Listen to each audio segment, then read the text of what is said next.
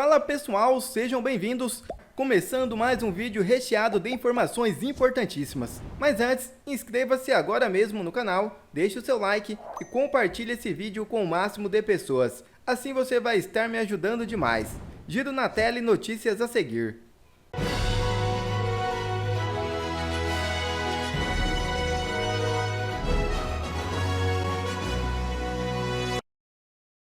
Comissão da Câmara dos Estados Unidos pedem a volta do X no Brasil. O deputado dos Estados Unidos, Chris Smith, do Comitê de Relações Exteriores da Câmara dos Estados Unidos, expressou sua preocupação com a recente decisão do Supremo Tribunal Federal do Brasil de bloquear a plataforma X em território brasileiro. Smith enfatizou que tal medida coloca em risco a liberdade de expressão e, consequentemente, a democracia no país. Em uma declaração oficial, Chris Smith solicitou ao governo brasileiro que revertesse imediatamente a decisão do ministro Alexandre de Moraes, alegando que manter o bloqueio representa uma ameaça direta às eleições livres e justas, bem como à própria democracia no Brasil. O parlamentar argumenta que o Brasil aumentou as apostas ao proibir uma das maiores redes sociais do mundo, impedindo os brasileiros de acessarem a plataforma. Ele destacou que tal proibição vai além da simples remoção de figuras políticas da mídia social e se configura como um ataque direto à liberdade de expressão no país. Segundo Smith, a censura online é um sinal preocupante que demonstra a deteriorização das liberdades civis. A questão passa a ser não apenas sobre quem está sendo silenciado, mas também sobre a capacidade da população de acessar informações sem restrições. Smith, que também é presidente do Subcomitê Global de Direitos Humanos da Câmara dos Estados Unidos, afirmou que vem investigando abusos de direitos humanos no Brasil desde maio deste ano. O parlamentar presidiu audiências no Congresso americano para examinar as alegações, buscando entender melhor o papel do STF nas decisões relacionadas a esses abusos. O bloqueio da plataforma X foi justificado pelo ministro Alexandre de Moraes como uma medida de segurança para evitar a disseminação de informações falsas e outros conteúdos prejudiciais. Contudo, críticos como Smith acreditam que a decisão foi exagerada e prejudicial para a liberdade de expressão dos brasileiros. Em 21 de junho deste ano, Chris Smith enviou uma carta ao ministro Alexandre de Moraes pedindo explicações sobre alegações de violações de direitos humanos. Até o momento, o deputado americano afirma que não recebeu uma resposta oficial, o que levanta ainda mais preocupações sobre a transparência e a legalidade das ações do STF. E parlamentares querem negociar reforma tributária pelo impeachment de Moraes. Jorge Serrão e Marcília comenta. Assista. O negócio em Brasília está ficando bem divertido. Em nome do impeachment de Alexandre de Moraes, em troca desse impeachment, estão se falando em várias negociações. Uma delas seria dar essa atrasada providencial na aprovação dessa deforma tributária. Primeiro, senadores, vocês não podem aprovar essa porcaria, não é em função de acelerar ou frear impeachment de Moraes, não. É porque ela é ruim demais. Ela faz mal ao Brasil. Vocês, de novo, sem fazerem uma avaliação crítica, técnica, minimamente inteligente do que é economia, do que é tributo, vocês estão aprovando uma monstruosidade que vai acabar com o Brasil daqui a pouco tempo. É só esperar mais um pouquinho. Com essa deforma, além de subir a nossa carga tributária para a média de 28%, que vai ser a maior do mundo, a gente ainda vai ter um Brasil cada vez menos competitivo. Porque aqui você vai ter o Estado arrecadando cada vez mais, o Estado centralizando de novo, que é algo que é totalmente retrógrado, a distribuição da grana em Brasília, e, no fim das contas, vocês vão ver os prejuízos dessa deforma, porque ela já vem criando vários privilégios, vantagens para alguns setores que conseguiram fazer lobby e avançar. Então, essa é a primeira besteira. Outra história de negociação sobre impeachment, para tirar o impeachment do Alexandre, também toca na questão da eventual anistia aos presos políticos do 8 de janeiro. Vamos lá. A gente falar dessa anistia aos presos do 8 de janeiro, ela já deveria ser algo absurdo. Você vai ter que anistiar alguém que não cometeu o crime. Isso aí já é um negócio que é apavorante. Mas tá lá, tem que ter um freio contra o autoritarismo que foi cometido, básico. foram condenadas pessoas que sequer estavam no dia 8 de janeiro, participando do ato que gerou aquela baderna e que eu insisto sempre. O 8 de janeiro aconteceu porque Luiz Inácio Lula da Silva permitiu, ao não colocar o Comando Militar do Planalto, a guarda do Comando Militar do Planalto, do Exército, para evitar que a Praça dos Três Poderes fosse tomada. Culpa inicial é de Lula. O que vem depois interessou a Lula, interessou ao sistema de poder. Então, essa é outra barganha que está sendo dita. Tem uma polêmica se essa barganha é real ou não. O ponto objetivo que a gente tem que debater é: esse impeachment é cabível ou não? É isso que tem que ser discutido. O presidente do Congresso Nacional, Rodrigo Pacheco, ele tem legitimidade para não fazer esse impeachment dar para frente? É certo que ele faça o golpe que ele aplica sempre? Ele vai pegar o pedido, vai embromar, vai entregar para a Advocacia Geral do Senado, e a Advocacia Geral do Senado vai dizer que não cabe. Quando isso tem que ser, essa avaliação se cabe ou não cabe, tem que ser jogada da mesa diretora para a Comissão de Constituição e Justiça. Não é a advocacia burocrática do Senado que vai dizer se cabe ou não cabe. Tem ali um pedido bastante objetivo, pelo menos 10 razões para o impeachment, para o pedido de impeachment de um ministro do Supremo, e aí vem toda essa historinha. Tem também um outro fato que entra no meio desse rolo todo, é um interesse, eu sempre digo, o ministro Alexandre de Moraes, hoje, condições de tempo e temperatura de hoje, ele não cai.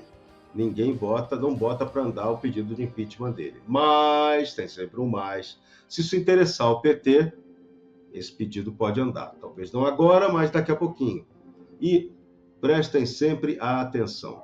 Quem tem o maior interesse em ser ministro do Supremo Tribunal Federal, tem duas pessoas muito interessadas nisso. Uma delas é Jorge Messias, advogado-geral da União.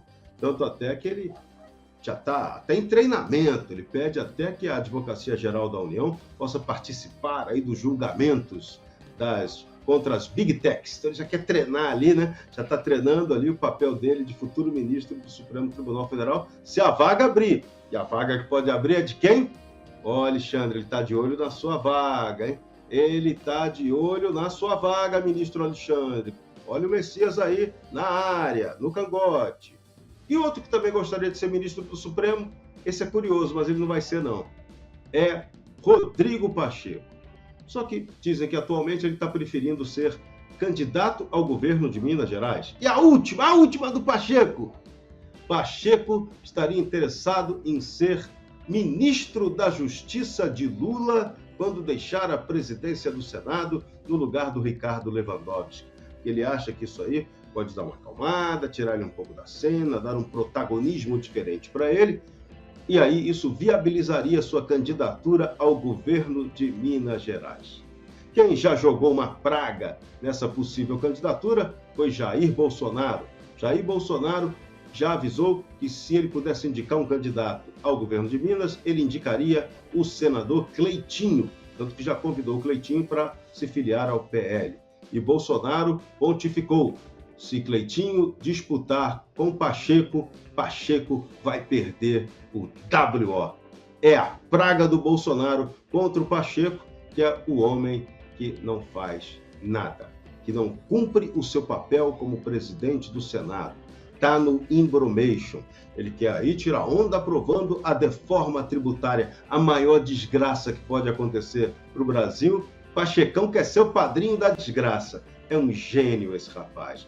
Pachecão, que podia ter grande prestígio popular, mudar o jogo da vida dele todo, se ele eventualmente apoiasse esse pedido do ministro Alexandre, o pedido do impeachment, mas não, ele não quer ficar mal nem com Alexandre e nem com o Supremo, onde o escritório de advocacia da família dele tem causas bilionárias para serem defendidas. Então ele não quer brigar com quem pode prejudicar sua família, enfim. Pachecão é o Pachecão. E Pachecão quer ser governador de Minas?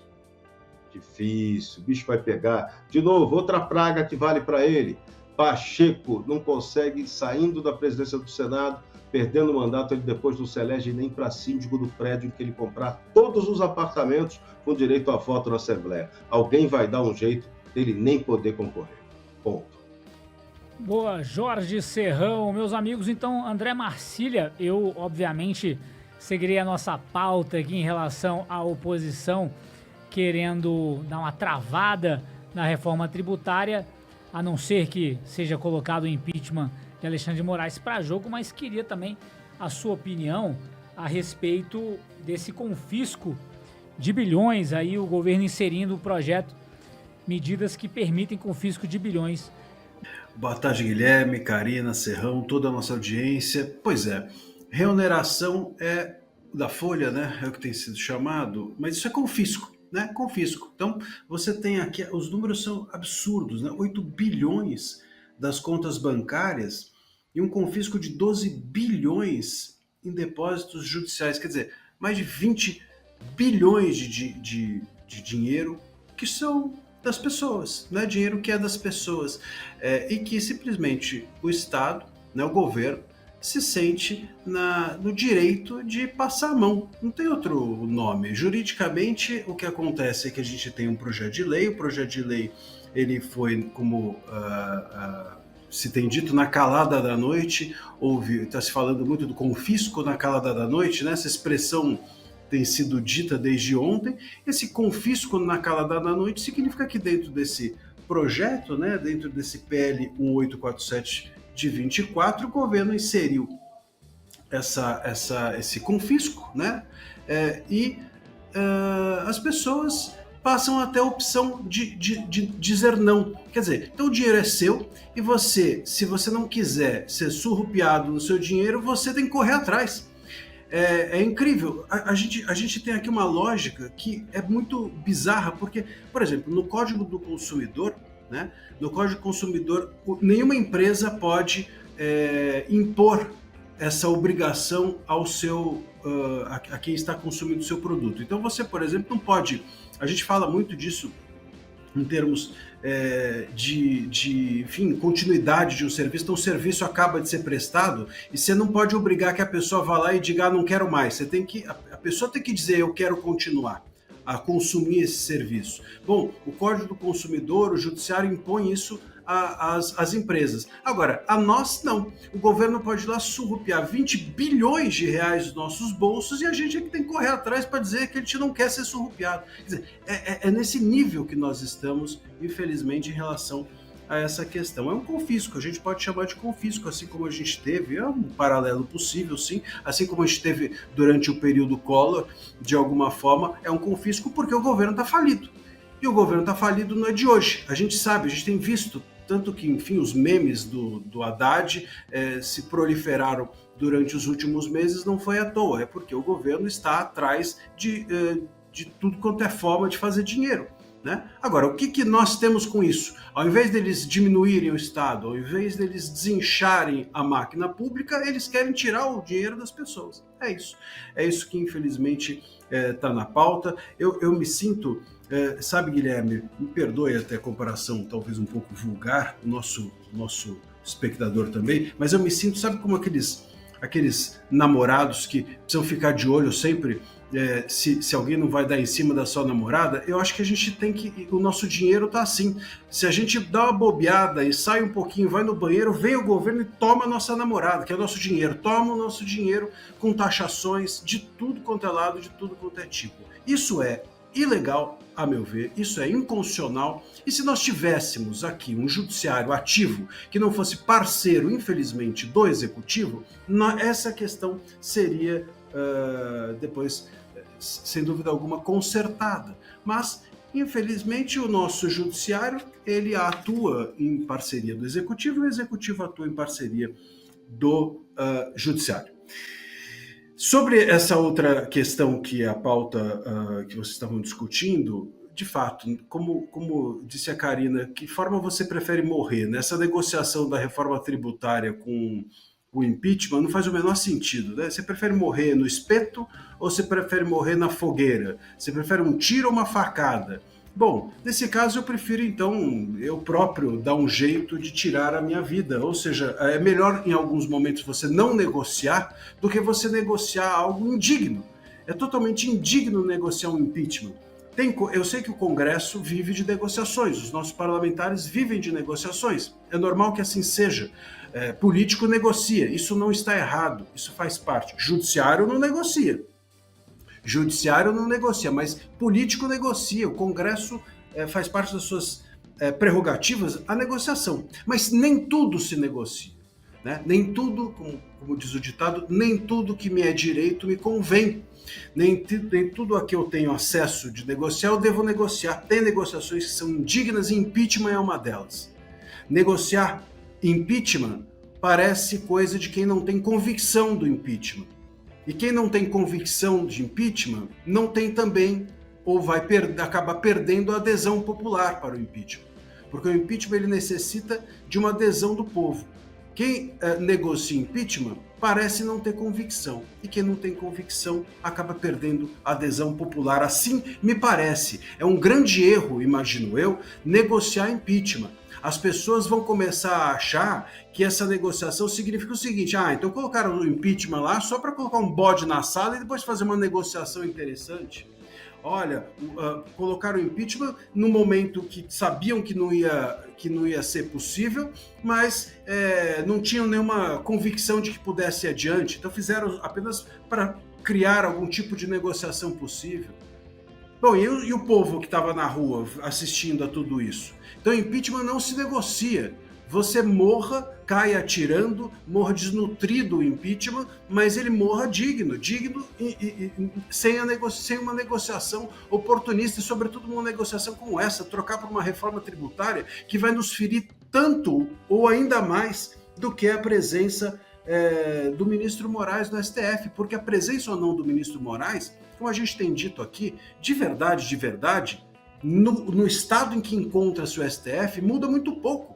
Porque não é o ministro Moraes que está atuando ali apenas sozinho, ele costura, óbvio, há 6 anos. Vocês acham que há 6 anos o ministro Moraes passa por cima como um trator de todos os demais 10 ministros, sem falar com ninguém, nessas decisões monocráticas? Então, sai um, entra outro, o sistema que está ali, aquele establishment, continua. Então, é uma questão mais simbólica o impeachment do Moraes do que uma questão de resolver o problema, de resolver o sistema. Só que se essa troca for feita, a gente tem o sistema do judiciário continua agressivo, continua agindo da forma que está agindo, e a gente ainda tem uma reforma tributária absolutamente ruim, que prejudica frontalmente o povo brasileiro.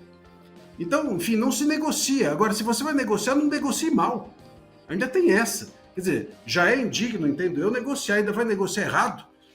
Então, me parece que isso não faz o menor sentido. A questão, e a gente não pode aqui enganar o nosso espectador, a questão eu vou falar que é a verdade, é simples. O judiciário não vai se resolver tão cedo. A questão da agressividade do judiciário só vai se resolver quando nós pudermos fazer uma reforma do judiciário. Não vai resolver com impeachment apenas. Vai se resolver com uma reforma profunda do judiciário. Profunda significa foro privilegiado, significa ministros do TSE não serem os mesmos do STF, significa mandato fixo para ministro, significa correção, por exemplo, de regimento interno a respeito de impeachment, um monte de coisas, um combo de medidas. Sabe quando que isso vai ser possível ser feito? Quando houver um 2-1, vamos dizer assim. Ou seja, quando o executivo puder se aliar de alguma forma ao legislativo e esses dois pressionarem o judiciário para um recuo e o judiciário recuado aceitar uma reforma e poder voltar atrás assim e a gente ter um equilíbrio entre os poderes. Só vai ser possível essa situação se resolver com uma reforma do judiciário, e uma reforma só é possível quando nós tivermos um executivo e um legislativo alinhados ou aliados, e o judiciário, então, recuar e aceitar a reforma. Hoje nós temos um executivo e um judiciário aliados ou alinhados. Qual a chance de uma reforma passar? 0, -10. Então, essa é a verdade. A questão sistemática só vai se resolver assim. O impeachment é mais simbólico. Se você vai negociar mal o impeachment, melhor que o impeachment morra, mas que ele morra digno do que uma negociação indigna seja feita em nome das pessoas que foram às ruas pedi-lo genuinamente e com sinceridade. Guilherme. Quer ver mais vídeos como este? Então inscreva-se agora mesmo no canal, deixe o seu like e compartilhe esse vídeo com o máximo de pessoas. Assim você vai estar me ajudando demais. Fico por aqui, um forte abraço e que Deus abençoe a todos. Brasil acima de tudo e Deus acima de todos.